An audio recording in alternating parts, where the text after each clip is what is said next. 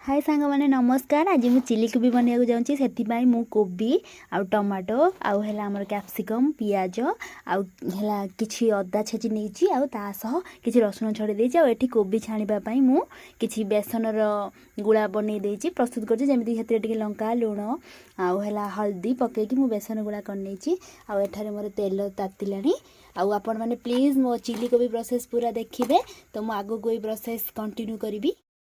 देखंतु एबे मु कोबी छाणीबा आरंभ करदेली। देखंतु कोबी एबे हेई आसलानी एठी गुळा एठी कोबी मु छाणी रखी देछि। तो एबे मोर कोबी काढिबा समय हे गला एटा प्राय हेई आसलानी। कोबी भजा कंप्लीट हे गला। तो एबे मु प्रोसेस स्टार्ट करबी चिली कोबी रा। हाँ मु आपण मानु कहबा को भूल जाईछि मु टमाटो सॉस आ चिली सॉस मध्ये नेछि कारण ए सॉस बिना तो अधूरा हमर चिली कोबी। एबे तेल ताती गलानी तो मु सेतिरे पियाज पकाउछि प्रथमे।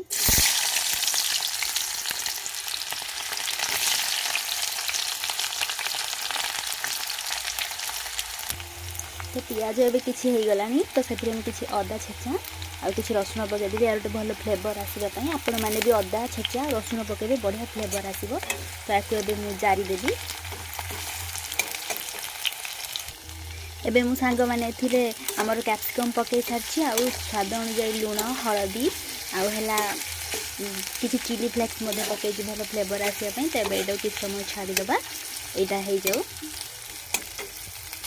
एथिरे मुझे टमाटो ऐड करदेली तो यहाँ प्राय तो हो आसलानी। तो एथिरे मुझे सॉस पकईबी।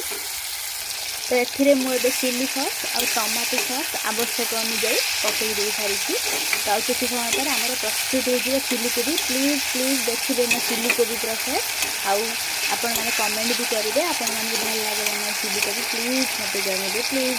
तो देखूँ एवं मोर मसला प्रस्तुत हो गलानी केमती देखा जाउछि प्लीज कमेंट करेंगे। एबे सांग माने चिली कोबी हेई आसिलानी तो केमती देखा जाउछि मोर चिली कोबी आपण माने प्लीज कमेंट रे कहिबे आ मो चैनल को प्लीज सब्सक्राइब करिवे। मते चिली कोबी हेई गलानी एबे मु जाउछि आकु टेस्ट करबी।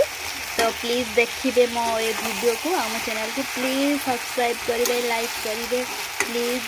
तो ये पंचुक इच्छा है चिली कोबी बनवा को जेहेतु आम नॉनवेज खाई पारिबानी तो भेज रे आइटम बहुत ही भल लगे खाया। तबे मो चिली कोबी प्रस्तुत रहूची।